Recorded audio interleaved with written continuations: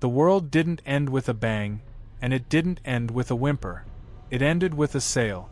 A quiet, orderly transition from the scarcity of life to the abundance of nothingness. I remember the billboards most of all. They seemed to appear overnight, like a sudden fever breaking across the city's concrete skin. They were a bright, aggressive shade of yellow, the kind of yellow that screams for attention but refuses to warm you. They were plastered over every crumbling brick wall, every glass storefront, and every silent bus stop. They simply said, "Why wait? By the hour." Back then, in the before, we laughed at them. We were a generation of coffee chuggers and clock watchers. We thought it was a marketing gimmick for a new high-speed data plan or perhaps a synthetic adrenaline shot. We lived in the era of the great efficiency, where every second was a battleground. We measured our worth in billable increments and optimized our sleep schedules to the millisecond. I was an accountant for a firm downtown, a man of spreadsheets and rigid columns. I spent my days smoothing out the jagged edges of financial reports, ensuring that every cent was accounted for. My life was a ticking clock. I liked order. I liked the way a ledger balanced at the end of a long day. My apartment was a minimalist cube of steel and glass, hovering 40 stories above a street that never slept. I didn't eat meals. I drank gray, nutritional shakes because chewing felt like an unnecessary tax on my productive time. In my world, time was the only currency that mattered. And then, the shift happened. It wasn't a sudden crash. It was a softening. A slow, silent melting of the economy. Suddenly, food became the luxury. I remember standing in the neighborhood grocery store, a place that used to smell of floor wax and fresh bread. Now, it smelled of nothing but dust. I looked at a single, bruised apple sitting in a refrigerated case that had been turned off to save power. It was priced at $80. A loaf of bread, dry, pale, and wrapped in crinkling plastic, was $200. But as the price of calories soared into the stratosphere, the cost of being plummeted. The government issued time credits to everyone. It was presented as a humanitarian triumph. If you couldn't afford a steak, the brochure said, you could buy an extra 6 hours of sunset. If you couldn't afford your rent, you could purchase a week of stasis, a legalized, dreamless sleep where the world just paused.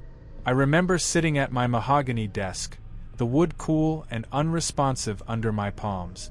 I was staring at a small, crinkled bag of pretzels I had found in the back of a drawer. It was worth more than my car. I wasn't working anymore. No one was. There was no point in accounting for money that couldn't buy a head of lettuce. Instead, we sat in our ergonomic chairs, expensive, leather-bound thrones, and watched the clocks. The city began to change. The frantic energy of the morning rush evaporated like mist. People stopped running. Why run when you have an infinite afternoon? I would walk down to the street and see people sitting on benches for 10, 12, 15 hours at a time. They weren't waiting for a bus. They weren't waiting for anyone. They were just existing.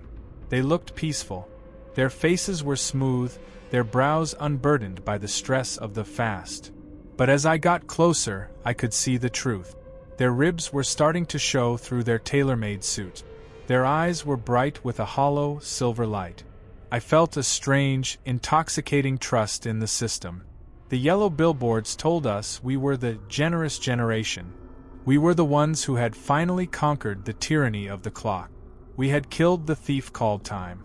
I reached into my pocket and felt the smooth, cold surface of my time card. I pulled it out and watched the soft blue light of the display pulse against my thumb. 398 years remaining.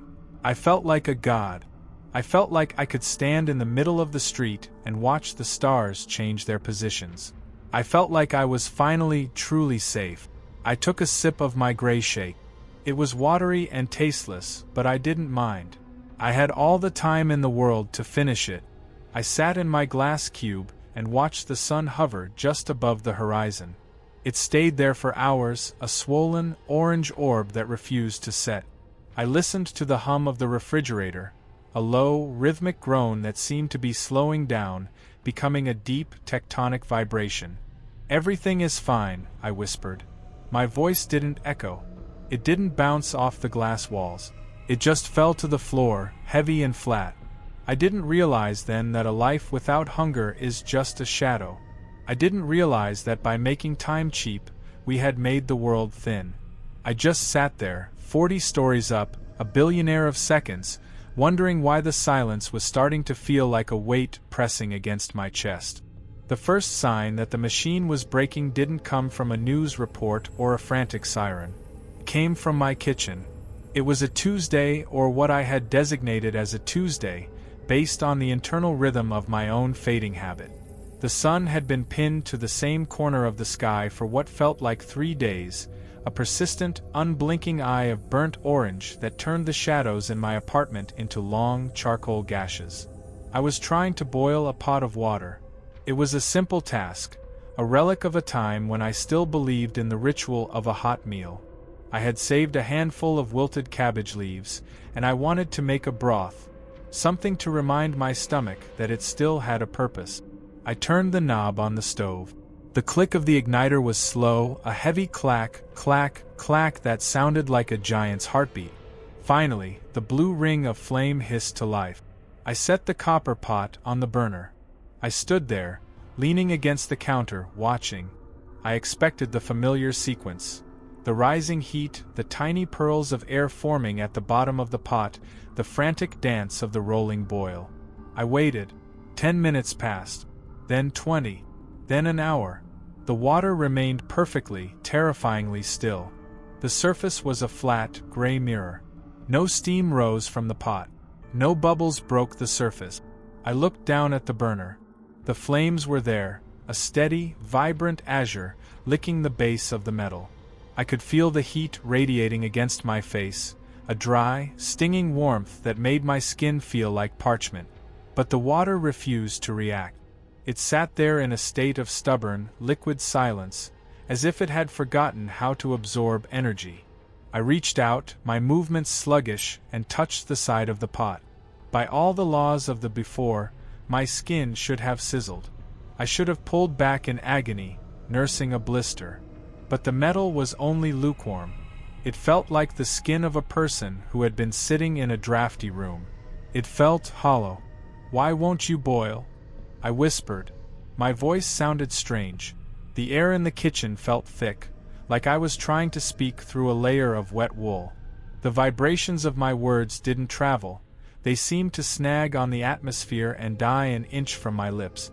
I turned away from the stove and looked at the clock on my wall. It was an old-fashioned analog piece, a circular face with black hands. I watched the second hand. It was moving, but it looked as if it were struggling. Every tick was a labored, mechanical groan. Click, a long, agonizing pause. Click. The hand didn't sweep, it shuddered. It was as if the very air of the room had turned into invisible sand, and the clock was drowning in it. I felt a sudden, sharp need to see the world outside. I walked to the floor-to-ceiling windows of my living room. The street 40 stories below was crowded, but it was a graveyard of motion. A group of teenagers was playing a game of ball in the middle of the intersection. One boy, wearing a bright red jersey, had thrown a ball into the air. The ball didn't come down. It hung there, suspended 10 feet above the asphalt. It was spinning. I could see the blur of the leather, but its descent had been arrested by the very air. The boy was frozen underneath it, his arms outstretched, his mouth fixed in a wide, joyous shout that produced no sound. He wasn't a statue. I could see the slow, tectonic rise and fall of his chest. I could see his eyes blink, but the eyelids moved with the agonizing slowness of a closing drawbridge. I realized then that they had bought too much. The neighborhood had pooled their credits for an extended afternoon's package, and the physics of our reality were being stretched too thin to cover the time. It was a matter of density. The more seconds we forced into a minute, the less substance those seconds held. The world was becoming a low-resolution ghost of itself. The heat from my stove couldn't boil the water because the heat had been diluted. The ball couldn't fall because gravity was being spread across a timeline that was too long for its strength. I felt a cold, oily prickle of unease. I went to my cupboard and found a single dry cracker. I put it in my mouth and bit down. It didn't crunch.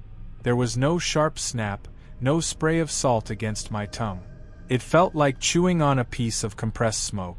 It had the shape of food, the memory of food, but the experience of it had been evaporated. I swallowed, but I felt nothing move down my throat. I was full of time, but I was becoming as empty as the air around me.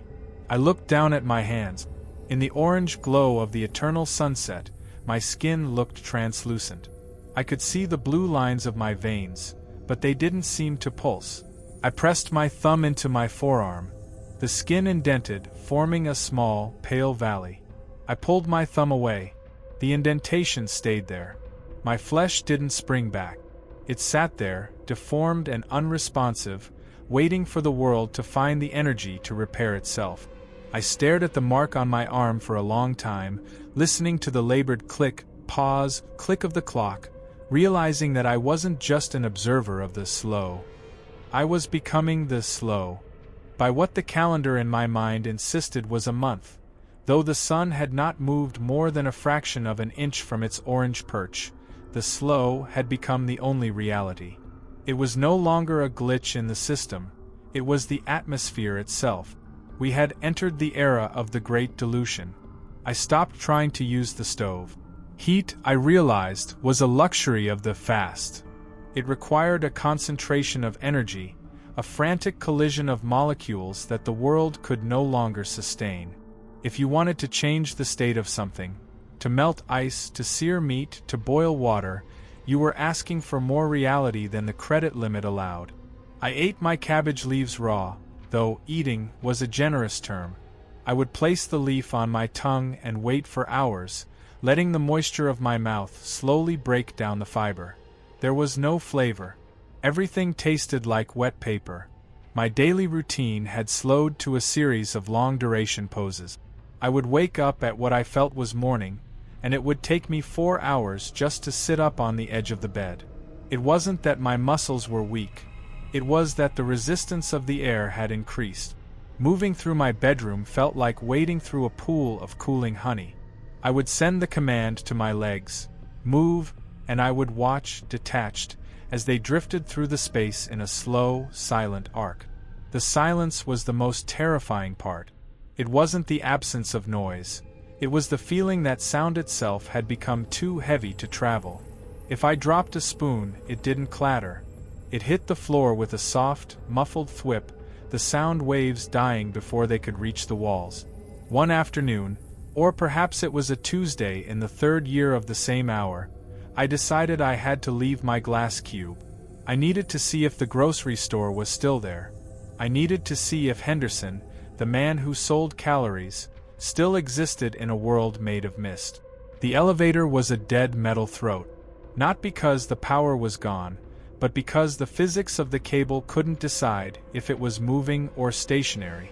I took the stairs. 40 flights. In the before, it would have taken 10 minutes and left me breathless. Now, it took what felt like a week. Each step was a meditative exercise. I would lift my right foot, and it would hang in the air for an eternity, a pale shape suspended in the dim, gray light of the stairwell. I would look at the dust mote. They weren't dancing anymore. They were fixed in place, like tiny stars in a frozen galaxy. I could reach out and push one, and it would move a fraction of a millimeter before stopping again. When I finally pushed open the heavy steel door to the street, the orange light hit me like a physical weight. It felt oily, a thick, amber residue that coated my skin. The city was a vast, outdoor gallery of paused lives. I walked past a woman standing outside a flower shop. She was holding a bouquet of lilies. In the slow, the petals were mid-fall, caught in a permanent cascade around her feet. She was smiling, but the smile was so slow it looked like a tectonic shift of her features. Her eyes were fixed on a point across the street, a look of profound, hollow serenity on her face. She was a billionaire of time, and she was starving to death in the most beautiful way possible. I passed the teenagers. The ball was still in the air. It had moved, perhaps, 6 inches closer to the ground in the time I had been away. The boy in the red jersey was still laughing, his mouth a dark, silent cavern. The grocery store was a wreck of fading colors. The glass windows were spiderwebbed with cracks, but the cracks didn't spread. They were frozen in the moment of impact. I pushed through the door. The chime didn't ring. It gave a single, low-frequency groan that vibrated in my teeth. The shelves were still stocked, but the labels were losing their grip on reality. The bright reds of the soup cans were turning into a dusty, translucent pink. The boxes of cereal felt light, like they were filled with nothing but vacuum. Mr. Henderson was behind the counter. He was leaning on the register, his skin looking like wet, gray parchment. I could see the shape of his skull beneath his cheeks. He wasn't breathing, or if he was, the breath was a single, day-long event. "Henderson," I said. It took me a full minute to push the air through my vocal cords. My voice sounded like a recording being played at half speed, deep and gravelly. He didn't look up. His eyelids didn't flicker. But after a long, agonizing minute, his voice rumbled from his chest. "We are closed. Henry." "I need food," I said, my hand trembling as I reached for a loaf of bread. "Bread is 50 years now," he groaned. I pulled out my card. The blue light was dim, a dying spark. I tapped it against the sensor. The machine didn't beep. It gave a long, mournful sigh, a sound of mechanical exhaustion. 348 years remaining. Henderson reached for the bread. It was a terrifying sight. As he moved his arm, I could see his skin tearing at the elbow, not with blood, but with a dry, white fraying like old fabric. He handed me the loaf. It felt like nothing. It was a brick of solidified shadow. I squeezed it, and my fingers met in the middle. There was no resistance, no crumb, no life. "Thank you," I said. "Enjoy the eternity." "Henry," Henderson rumbled. "It is very quiet now." I walked back out into the orange afternoon. I tried to take a bite of the bread. My teeth passed through it as if it were a cloud. There was no taste of grain, no sweetness of yeast. It was just a handful of cold air. I sat on the curb next to the frozen teenagers. I watched the ball. I realized that the hunger in my stomach wasn't a sharp pain anymore. It was a dull, heavy vibration that matched the hum of the streetlights. I looked at my legs. I could see the sidewalk through my shins. We had traded the substance of our world for the duration of our stay. We were becoming the very time we had bought, long, thin, and utterly transparent. I remained on that curb for what the clock in the city square, a massive, bronze monument to our vanity, claimed was 3 days. Time had lost its sharpness. In the before, a second was a heartbeat, a blink, a frantic opportunity. Now, a second was a vast, empty canyon that I had to cross with every thought. I spent those days thinking, because thinking was the only thing that didn't require the movement of mass. But even my internal monologue was beginning to feel stretched. It was like a piece of chewing gum pulled, until it was a single, translucent thread. I would start a sentence, "I wonder if the sun," and by the time I reached the word "set," the concept of the sun had become a distant, abstract memory. I tried to apply the logic of my old life. I tried to be the accountant. "Balance the ledger, Henry," I told myself. The thought moved through my brain with the speed of a glacier. If time is infinite, then the value of an individual second is 0. We haven't bought more life. We've just thinned out the experience of it until there's no flavor left. We are drinking the water of our own existence. It was a terrifying realization. We had added so much water to the soup of reality that we were all starving while staring at a full bowl. The abundance was a lie. We were billionaires of a currency that had devalued the very world it was meant to buy. I looked down at my hands, resting on my knees. The orange light of the eternal afternoon didn't bounce off my skin anymore. It passed through it. My fingers were hazy, the edges blurred like a long exposure photograph. I could see the cracks in the pavement through my palms. I wasn't just pale, I was becoming a ghost of the present tense. The air around me began to change. It felt gritty, like the atmosphere was made of fine, invisible glass. I reached out to touch a stray leaf that was suspended in midair. As my finger brushed it, the leaf didn't fall. It didn't crumple. It shattered. It broke into 1,000 tiny, silent shards of gray light, each piece hanging exactly where it had been broken. Matter was losing its integrity. The slow was finally reaching the molecular level. I looked at the boy in the red jersey. His laugh was still there, but his face was starting to fray at the edges. A few strands of his hair had detached and were drifting upward, not because of a breeze, but because the gravity of the earth was no longer strong enough to hold something so light. What happens when we run out of density? I wondered. Do we just evaporate? Do we become a permanent part of the orange sky? The thought should have terrified me, but fear requires a spike of adrenaline, a rush of blood. It requires a fast reaction. I could only feel a dull, heavy curiosity. Suddenly, something moved in the corner of my eye. It wasn't the slow, tectonic shift of a neighbor or the shuddering tick of a clock. It was fast. A blur of motion, a streak of orange and brown that cut through the frozen intersection like a hot wire through wax. It was a cat. A thin, tabby cat with matted fur and sharp, intelligent eyes. It sprinted past the teenagers, its paws hitting the asphalt with a series of sharp, rhythmic pats. It jumped onto a trash can, its body arching with a grace that felt like an insult to our stillness. It swiped at the red and white ball hanging in the air. The ball didn't move, it was too heavy with time, but the cat didn't care. It hissed, a sound that was sharp and jagged and loud, and then it leaped down and vanished into a dark alleyway. I stared at the empty space where the cat had been. My heart gave a single, violent thump. It was the most beautiful thing I had ever seen. The cat wasn't fine. It was hungry. It was dirty. It was hurried. It was real. It hadn't bought any time. It was living in the fast, moving through our frozen world like a needle through a tapestry. It had weight. It had friction. It had a life that was burning hot and fast, while we were freezing in our own abundance. I felt a sudden, agonizing pang of jealousy.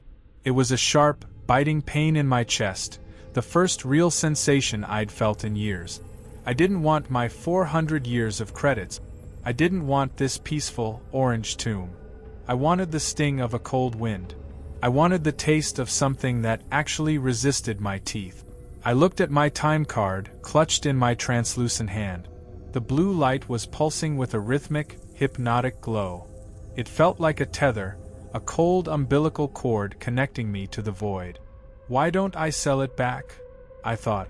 If I can buy time, can I refund it? Can I trade these 4 centuries of gray mist for 1 single minute of high-density life? I stood up. It took what felt like half a day. My joints didn't just creak. They made a sound like dry stone grinding against dry stone. I began to walk toward the city center, where the yellow billboards were the thickest. I didn't care about the bread Henderson had given me. I didn't care about my glass apartment. I wanted to burn. I wanted to catch fire. I wanted to be as fast as the cat, even if it meant I would be gone in a heartbeat. As I walked, the city around me continued to dissolve. The skyscrapers looked like charcoal sketches. The people looked like columns of smoke. The orange sky was turning into a flat, featureless plane of light that held no warmth. The logic of the world was failing, and I was the only one left who wanted to break the sequence. The city center was no longer a place of stone and steel. It had become a cathedral of stagnant light. As I approached the heart of the district, the yellow billboards grew so bright they seemed to bleed into the air, creating a thick, jaundiced fog that tasted of ozone and old electricity. Still hungry? Buy an eternity. Relax. Everything is fine.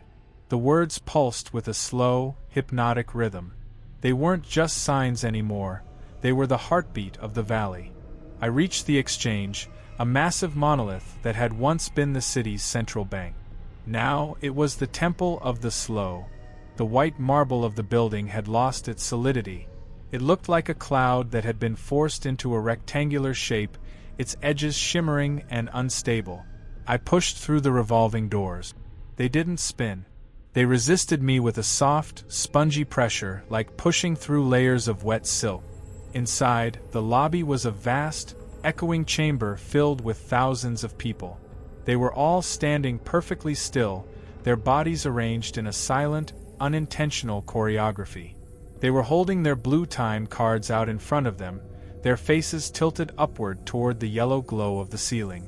They looked like a graveyard of neon, a collection of souls waiting for a train that had already passed. I dragged myself toward the center of the hall. Every inch was a battle. The air was so thick with accumulated time that it felt like moving through a block of cold gelatin. I could feel the individual molecules of the atmosphere brushing against my skin, each one a tiny, sharp grain of sand. I found a terminal. It was a sleek, black pillar that seemed more solid than anything else in the room. I reached for the screen, but my hand moved with the agonizing slowness of a dying star. I watched my fingers, long, pale, and nearly invisible, drift toward the glass. I could see the internal circuitry of the machine through the back of my own hand. The screen flickered to life. Current balance: 397 years, 4 months, 2 days, 11 hours. The number was obscene. It was a mountain of seconds that I could never climb. Below it, the menu options appeared in a cold, clinical font. 1. Extend current session. 2.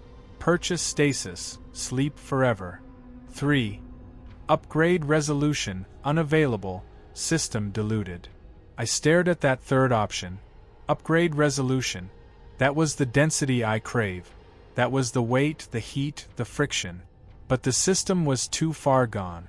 There wasn't enough reality left in the world to make it solid again. We had traded the gold for the glitter, and now the gold was gone. I scrolled to the very bottom of the screen.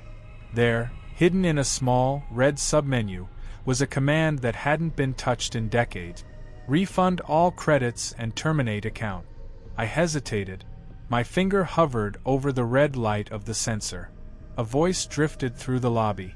It didn't come from a person. It came from the speakers hidden in the walls. It was a woman's voice, but it had been slowed down so much that it sounded like the tectonic groan of a shifting continent. Do not be afraid, Henry. The void is peaceful. Stay in the light. I looked around at the people in the lobby. I saw an old man a few feet away. He was smiling. It was a perfect, unchanging expression of bliss. He hadn't felt a pang of hunger, a moment of cold, or the sting of a sad thought in 50 years. He was fine. He was perfectly, utterly fine. Then I thought about the cat. I thought about the way its fur had looked, matted, dirty, and real. I thought about the way it had hissed, a sharp, jagged sound that broke the silence. That cat wasn't peaceful. It was alive. It was fighting for every second while we were drowning in them. I looked at my hand. I could see the floor tiles through my wrist. I was disappearing. If I stayed, I would eventually become nothing but a thought in the mind of the sun. I didn't want peace. I wanted the struggle. I wanted the cold. I wanted the sharp, biting pain of being a mortal man in a world that ends.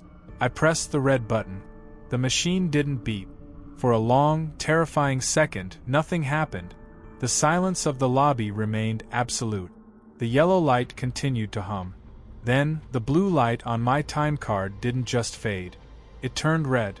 It began to pulse faster and faster. A frantic, screaming light that seemed to be drawing all the slow out of the air and into the plastic. I felt a sudden, violent heat in my chest. It was my heart. It had been beating once every 5 minutes. Now, it gave a sudden, ragged thump. Then another. Thump thump. Thump thump. It was waking up. And it was terrified. There was no explosion. No wall of fire. Instead, there was a sound. The sound of a glass vase shattering in a quiet room.